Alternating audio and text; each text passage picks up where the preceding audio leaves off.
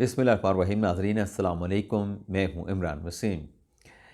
नाज़रीन, प्रोग्राम में एक तो हम बात करेंगे जुबानी तहरीक इंसाफ इमरान ख़ान का फ़ौज पर तनकीद के मामले पर जो अहम बयान सामने आया है, इस बयान पर हम बात करेंगे और आपको बताएंगे कि इमरान ख़ान ने अपने बयान में क्या कहा है।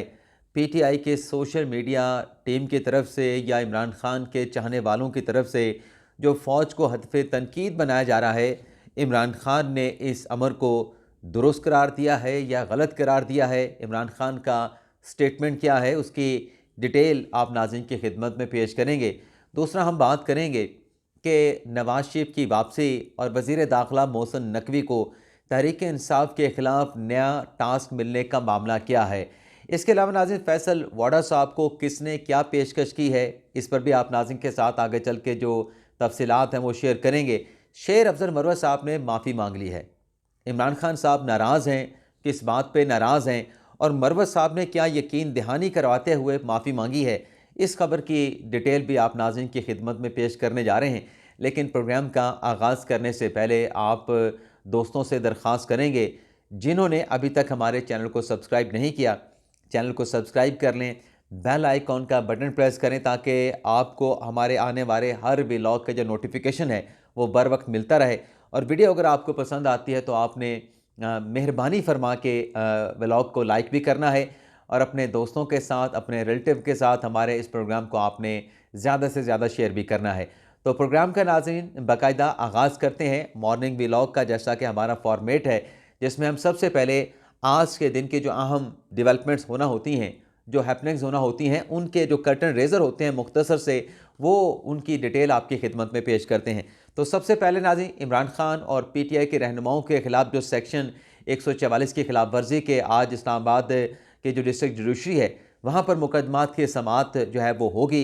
उसमें क्या होता है नेक्स्ट व्लॉग में उसकी डिटेल आपके साथ हम शेयर करेंगे। इसके अलावा नाज़रीन, साबिक़ वज़ीर आज़म नवाज शरीफ के बेटे हसन हुसैन नवाज जो कि पाकिस्तान वापस आ चुके हैं, एहतसाब अदालत में जो पनामा के हवाले से उनके खिलाफ जो इल्ज़ामात हैं, जो मुकदमात हैं, उनकी आज अकाउंटेबिलिटी कोर्ट के जो जज हैं नासिर जावेद राना साहब, वो समाअत करेंगे। और इस कार्रवाई की नाज़रीन ख़ास बात यह है कि आखिरी समाअत पर जो हसन और हुसैन की तरफ से बरीत की दरख्वास्त दायर की गई थी कि जो पनामा के 3 रेफरेंसेस थे उसमें तमाम मुल्ज़मान बरी हो चुके हैं, तो हमें भी बरी किया जाए। तो बरीत की दरख्वास्त के ऊपर नैब के प्रोसिक्यूटर जिन्होंने आखिरी समाअत पे वक्त मांग लिया था जवाब देने के लिए, तो आज देखते हैं कि नैब के प्रोसिक्यूटर इस केस में हसन और हुसैन की बरीत के हवाले से अदालत में क्या जवाब जो है वो दाखिल करवाते हैं। इसके अलावा नाज़रीन, इस्लामाबाद हाई कोर्ट में आज साइफर केस की समाअत होना है। सलमान सफदर साहब जिन्होंने गुज़िश्ता रोज़ भी अपने दलाइल दिए थे इमरान खान और शाह महमूद कुरैशी साहब के हक़ में, आज वो अपने दलाइल का जो है वो आगाज़ भी करेंगे और अपने दलाइल जारी भी रखेंगे। इस केस की समाअत के साथ साथ नाज़रीन, जो तोशा खाना में इमरान खान और बुशरा बीबी साहिबा को कन्विक्ट किया गया, ये केस भी आज इस्लामाबाद हाई कोर्ट में समाअत के लिए मुकर्रर है। लेकिन समाअत सिर्फ जो है वो साइफर केस की होगी और जो तोशा खाना का केस है उसकी हेयरिंग, जैसे कि आमिर फारूक साहब 2 रुकनी बेंच के जो हेड है chief justice Islamabad high court, वो कह चुके हैं कि पहले साइफर केस को मुकम्मल करेंगे, कंक्लूड करेंगे, फिर तोशा खाना के जो इमरान खान और बुशरा बीबी साहिबा की अपील है उस पर अदालती कार्रवाई का आगाज़ करेंगे। इसके अलावा अरशद शरीफ और समी इब्राहिम और इमरान रियाज खान के खिलाफ मुकदमात की डिटेल के हवाले से आज इस्लामाबाद हाई कोर्ट के जस्टिस मोहसिन अख्तर कियानी साहब जो हैं मुकदमात की समाअत करेंगे। सुप्रीम कोर्ट में नाज़रीन, मुस्लिम लीग काफ की साबिक रहनुमा समीना खबर हयात की नाहली के हवाले से आज चीफ जस्टिस काजी फैसल साहब की अदालत में बड़े अहम मुकदमे की समाअत होनी है। आज 19 मार्च है और कल 20 मार्च को नाज़रीन कासिम सूरी साहब के हवाले से सुप्रीम कोर्ट का में एक अहम मुकदमा, जिसमें कासिम सूरी साहब को ज़ाती हैसियत में तलब किया गया है, तो कल कासिम सूरी के हवाले से अहम समाअत सुप्रीम कोर्ट में होने जा रही है। अब आ जाते हैं नाज़रीन, हमारी जो रूटीन की खबरें हैं उनकी डिटेल आपकी खिदमत में पेश करते हैं। सबसे पहले तो बात करते हैं कि वज़ीर दाखिला मोहसिन नकवी साहब को, जो मैंने अपने थंबनेल पे लिखा कि अहम टास्क मिल गया पाकिस्तान तहरीक इंसाफ के खिलाफ, मिल गया नहीं लिखा, लेकिन मोहसिन नकवी को तहरीक इंसाफ के खिलाफ नया टास्क। अब नाज़रीन, मामला ये है कि जब मोहसिन नकवी साहब का नाम वज़ीर दाखिला के लिए सामने आया तो मैंने एक व्लॉग में आपके साथ डिटेल शेयर की थी कि पाकिस्तान तहरीक इंसाफ में इस खबर को लेके कि मोहसिन नकवी साहब वज़ीर दाखिला होंगे मरकज़ में, बहुत ज़्यादा इस्तराब, बहुत ज़्यादा तशवीश पाई जाती थी और इसका इजहार भी किया गया जो तहरीक इंसाफ के सीनियर रहनुमा हैं असद कैसर साहब, उन्होंने कहा कि अगर मोहसिन नकवी को वज़ीर दाखिला बनाया गया तो फिर हम हुकूमत के साथ मफाहमती किसी फार्मूले के साथ बातचीत के लिए टेबल पे नहीं बैठेंगे। अब वज़ीर दाखिला मोहसिन नकवी साहब बन चुके हैं, सेनेट के उनके नॉमिनेशन पेपर भी जमा हो चुके हैं और वो पीपल्स पार्टी, नून लीग, MQM के मुश्तरका कौमी असम्बली में उम्मीदवार होंगे सेनेट के। सेनेट के ज़रिए से बात है कि वैसे तो कानून में जो गुंजाइश मौजूद है उसके मुताबिक 6 माह तक तो मोहसिन नकवी साहब वज़ीर दाखिला रह सकते हैं, लेकिन परमानेंटली जब तक हुकूमत मौजूद है, जब तक कौमी असम्बली मौजूद है, उसके लिए उनको या तो कौमी असम्बली का या सेनेट के ऐवान का मेंबर होना ज़रूरी है। तो वो सेनेटर मुंतखब होने के बाद उनकी जो एलिजिबिलिटी है वो असम्बली की मियाद तक बढ़ जाएगी। लेकिन इसी इसना में नाज़रीन, जब मोहसिन नकवी साहब वज़ारत दाखिला की ज़िम्मेदारियाँ संभाल चुके हैं और कुछ अहकामात भी जारी कर चुके हैं, इस दौरान नाज़रीन उन्हें एक ख़त लिखा गया। ये ख़त नाज़रीन लिखा गया पाकिस्तान तहरीक इंसाफ के ख़िलाफ़, ये ख़त लिखा गया बानी तहरीक इंसाफ इमरान खान के ख़िलाफ़, ये ख़त लिखा गया तहरीक इंसाफ की पूरी जमात के ख़िलाफ़। इस ख़त में नाज़रीन कहा यह गया मोहसिन नकवी साहब से कि माजी में जब फ़ॉरेन फंडिंग केस का फ़ैसला आया, जब 2022-23 में राना सनाउल्लाह साहब वज़ीर दाखिला थे, तो उनकी तरफ से दावा किया गया था कि हम इलेक्शन कमीशन के इस फैसले के बाद PTI जो फ़ॉरेन फंडिंग पार्टी है, इलेक्शन कमीशन के इस फैसले पर आगे मामले को, कार्रवाई को आगे बढ़ाते हुए PTI को फ़ॉरेन फंडेड पार्टी डिक्लेयर करने के लिए इकदाम उठाएंगे। इस हवाले से कानूनी कार्रवाई को आगे बढ़ाया जाएगा। तो अकबर एस बाबर साहब जो कि पाकिस्तान तहरीक इंसाफ के रहनुमा होने का दावा भी करते हैं, मेंबर होने का दावा भी करते हैं, उनकी तरफ से ख़त जो है वो मोहसिन नकवी साहब को लिखा गया, जिसमें ये कहा गया है कि तकरीबन कोई 1.5-2 साल का अरसा हो चुका है, इलेक्शन कमीशन के फैसले पर अमल दरामद नहीं हो रहा और यह साबित हो चुका है कि Tehreek Insaf foreign funded party है। और इस लेटर में अकबर एस बाबर साहब ने यह भी कहा कि जो फॉरेन अकाउंट हैं तहरीक इंसाफ के खुफिया बैरून मुल्क में, तो ये कानून में इसकी गुंजाइश नहीं। इस किस्म के सियासी जमात की जानिब से बैरून मुल्क में सीक्रेट अकाउंट रखना यह जुर्म है, तो तहरीक इंसाफ के खिलाफ कार्रवाई की जाए। अब राना सनाउल्लाह साहब तो दावे करते रहे, उस पर तो कोई कार्रवाई या उस कार्रवाई का कोई नतीजा हमें सामने नहीं आया। अब देखते हैं कि अकबर एस बाबर साहब ने लेटर लिख दिया है और मोहसिन नकवी साहब के वज़ीर दाखिला बनने पे पहले ही तहरीक इंसाफ ने तहफ़्फ़ुज़ात का और तशवीश का इज़हार कर दिया था।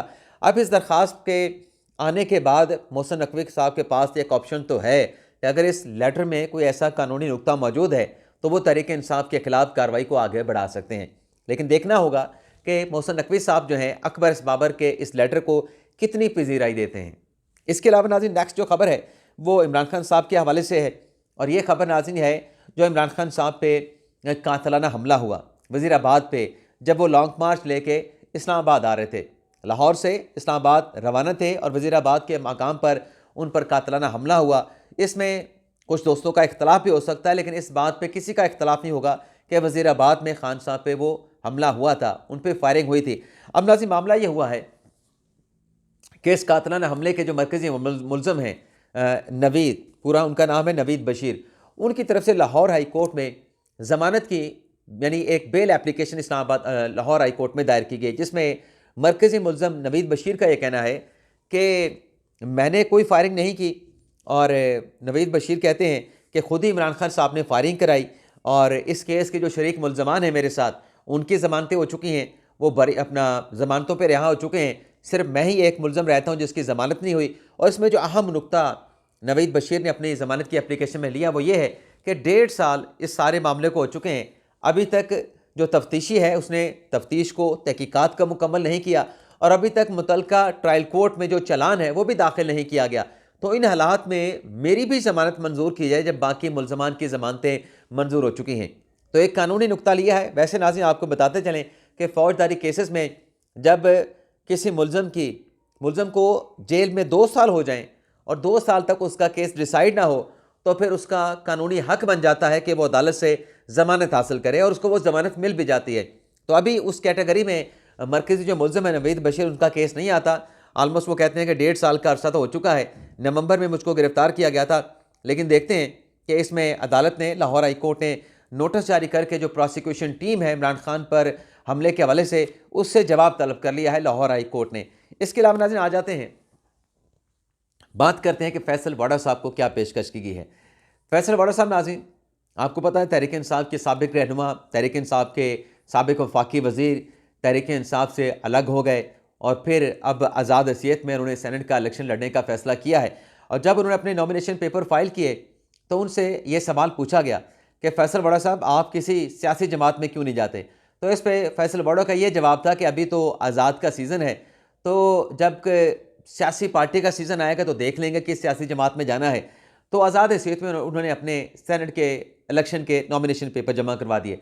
ये सवाल ज़रूर हुआ कि फैसल वड़ा साहब किसकी सपोर्ट से जीतेंगे, लेकिन ये बात भी सामने आई कि जो फैसल वड़ा साहब के प्रपोज़ल और सेकेंडर हैं वो MQM के रुकने असम्बली थे। अब MQM की तरफ से ही फैसल वड़ा साहब को पेशकश की गई है। फैसल वड़ा साहब को MQM के जो रहनुमा हैं रऊफ़ सिद्दीकी साहब, उनका ये कहना है कि हमने माजी में भी फैसल वड़ा को ऑफ़र की थी कि आप MQM का हिस्सा बन जाएं, और हमारी अब भी दुआ है, अब भी पेशकश है कि फैसल वड़ा साहब MQM में आ जाएं, MQM का हिस्सा बन जाएं। तो देखते हैं कि वड़ा साहब MQM की इस पेशकश का क्या जवाब देते हैं। इसके अलावा नाज़रीन, कल जो खैबर पख्तूनख्वा हाउस में तहरीक इंसाफ की कोर कमेटी का इजलास हुआ था, उसकी कुछ अंदरूनी कहानी तो आपके साथ हमने शेयर की थी। अब कुछ और अंदरूनी कहानी सामने आई है, उसकी डिटेल भी आपके साथ शेयर कर लें। ये नाज़रीन, कोर कमेटी का इजलास बैरिस्टर गौहर की सदारत में हुआ और इसमें नाज़रीन फैसला हुआ, जो चहमगोइयाँ हो रही थी, बल्कि एक नामवर साफ़ी की तरफ से दावा किया गया कि खान साहब ने तहरीक इंसाफ के कारकुनान को, तहरीक इंसाफ के वो रहनुमा जो पार्लिमान में मौजूद हैं सुन्नी इत्तेहाद कौंसिल के प्लेटफार्म से, उनसे कहा कि आप ईद के बाद असम्बली से रिज़ाइन कर जाएँ, असम्बली से इस्तीफ़े दे जाएँ, मैं जेल में हूँ और आप पार्लियामेंट कह रहे हैं।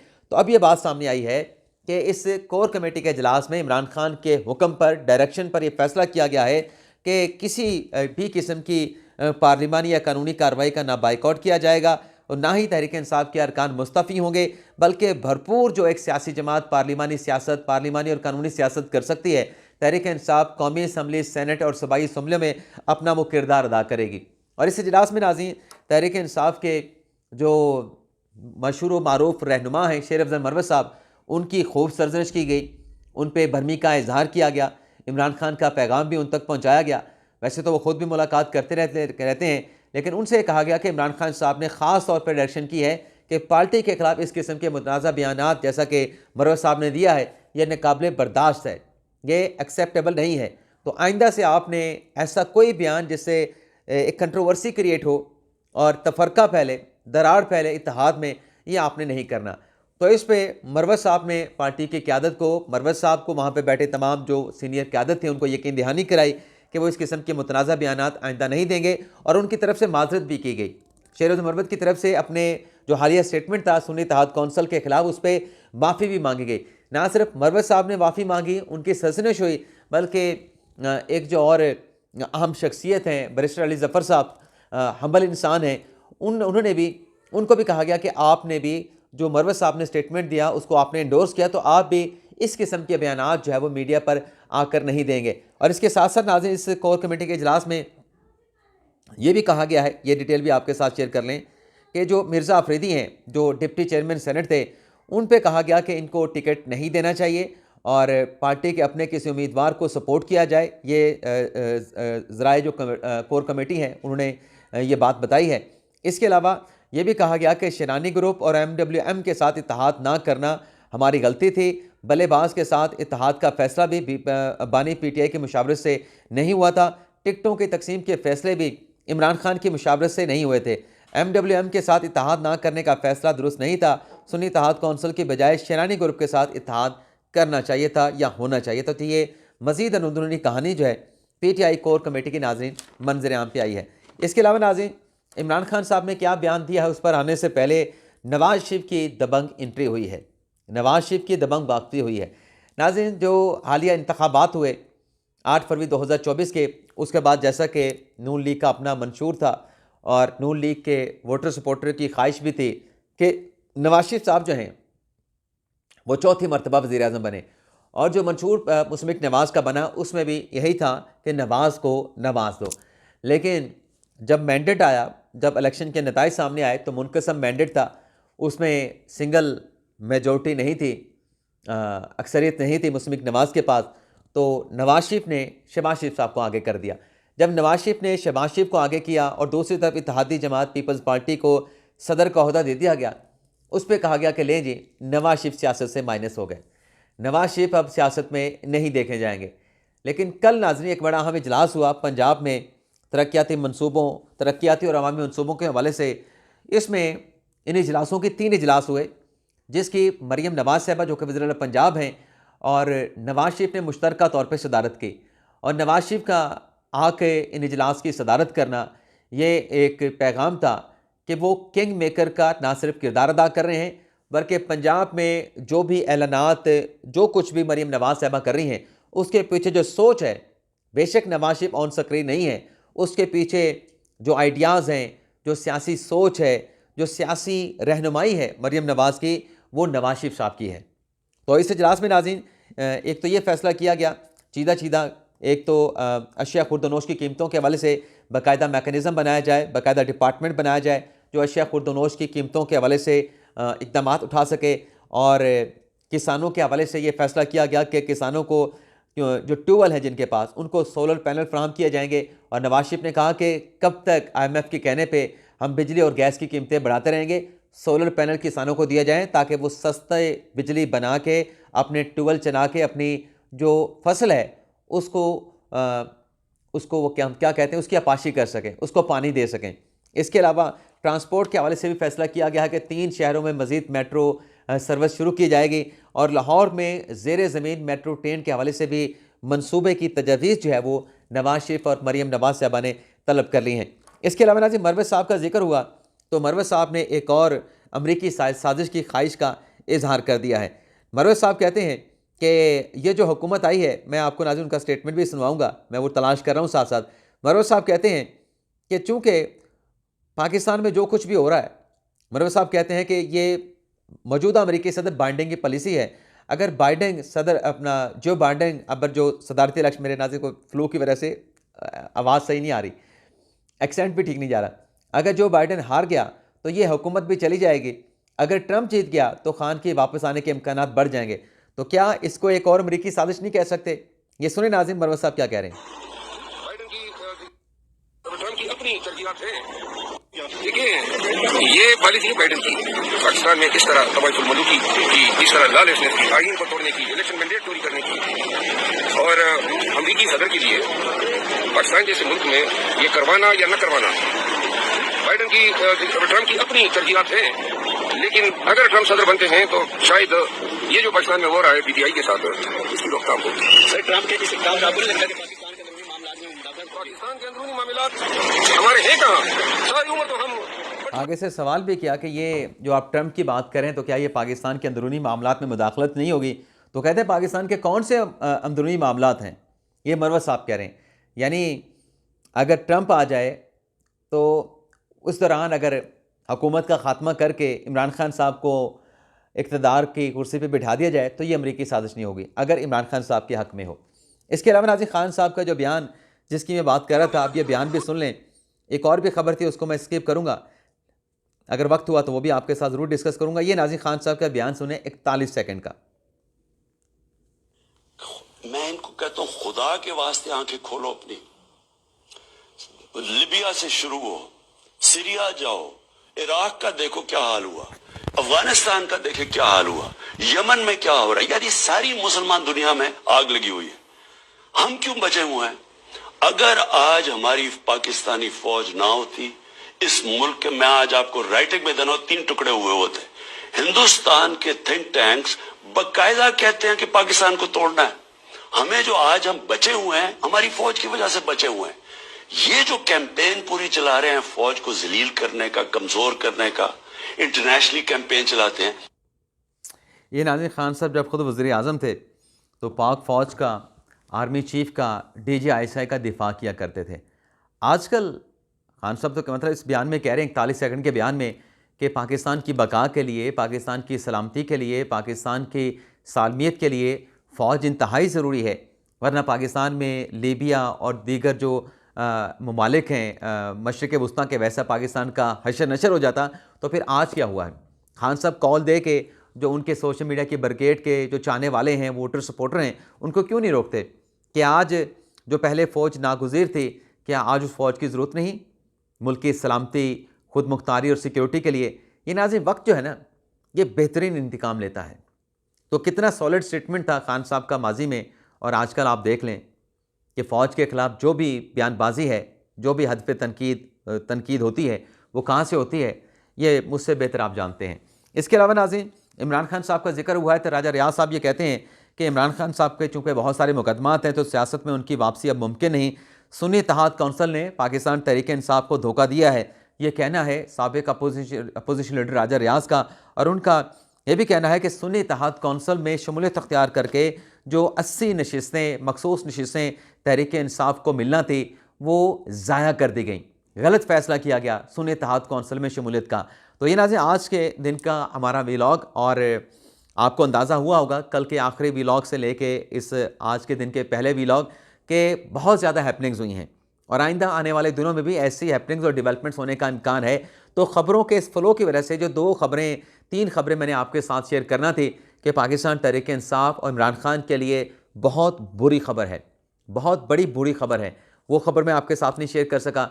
और इसलिए शेयर नहीं की कि वो एक्सक्लूसिव स्टोरी है, वो तो मैं किसी भी वक्त आपके साथ शेयर कर सकता हूँ, लेकिन ये खबरें आपके साथ शेयर कर रहा हूँ, ये वक्त के साथ साथ हैपनिंग्स हो रही हैं। इसके अलावा खान साहब की मांग, कैदी नंबर 804 की मांग क्यों बढ़ गई, कहाँ पे बढ़ गई, ये क्या मामला है? तो मेरी तो कोशिश है जैसे मुझे कोई स्पेस मिले ये दोनों खबरें मैं आपके साथ शेयर करना चाह रहा हूँ। मुझे खुद भी बड़ी बेचैनी हो रही है, लेकिन क्या करें। लेकिन बहरहाल जैसे वक्त मिलेगा तो ये 2 खबरें भी आपके साथ हम ज़रूर शेयर करेंगे। इजाज़त चाहते हैं नाज़रीन, अल्लाह हाफ़िज़।